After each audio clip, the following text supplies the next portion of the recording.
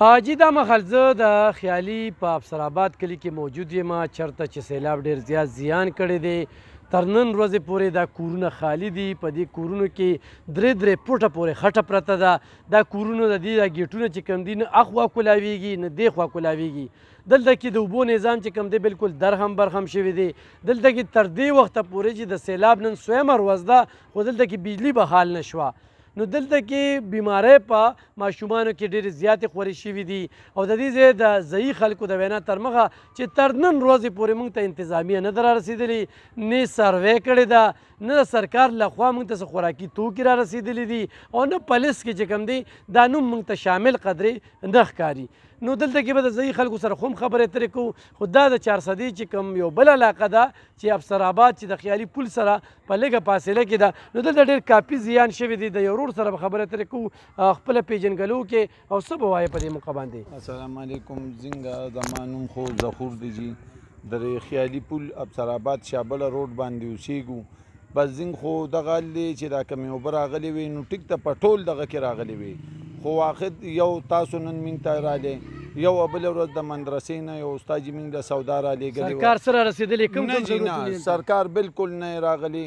زنګ نن هم د کور اوبه چې دي نو کو ټینکۍ په لسو رنګو راشي خو راشي کني زنګ واړه بیا دغه بار ټینکۍ هم دغه کړې ده دغې نه کور ته دونه دنده کوو چې د حاجت دپاره.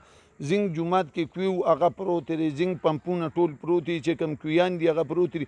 جي بل دا ګیټونه تاسو ګورئ زنګ ګیټونو ته 3 فوټه خټه دی خور او 4 دنده ده.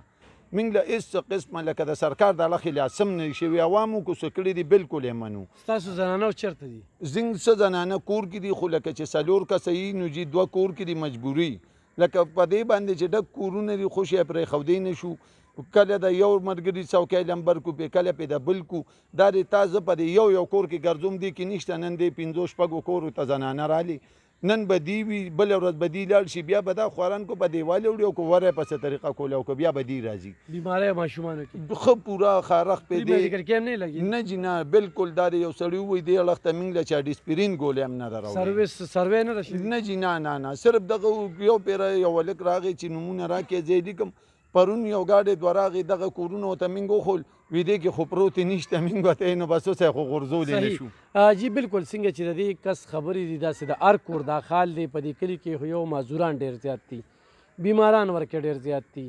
بل د دې کلي کوم حالتزار چې دی نو هغه ډېر زیات ته اندېښنې وړ دی او بیا د انتظامي دا بېحسي چې کومه ده نو دا خو هم ډېره د افسوس خبره ده چې دې په لا تر اوسه پاملرنه نه شوې. همدغه د خیبر نیوز په شیشه باندې نن تاسو چې دا کم صورتحال ګورئ نو دا د افسرآباد خال دی. دلته یو شمېر مسلې دي د سیلاب نه وروسته راولاړې شوي دي او په ماشومانو کې بیماری دي او زنانه چې کوم دی اوس د خپلو خپلوانو سره یعنې دا کورونه چې کوم دي دا دې وخت کې خالي دي. خیالي پل افسرآباد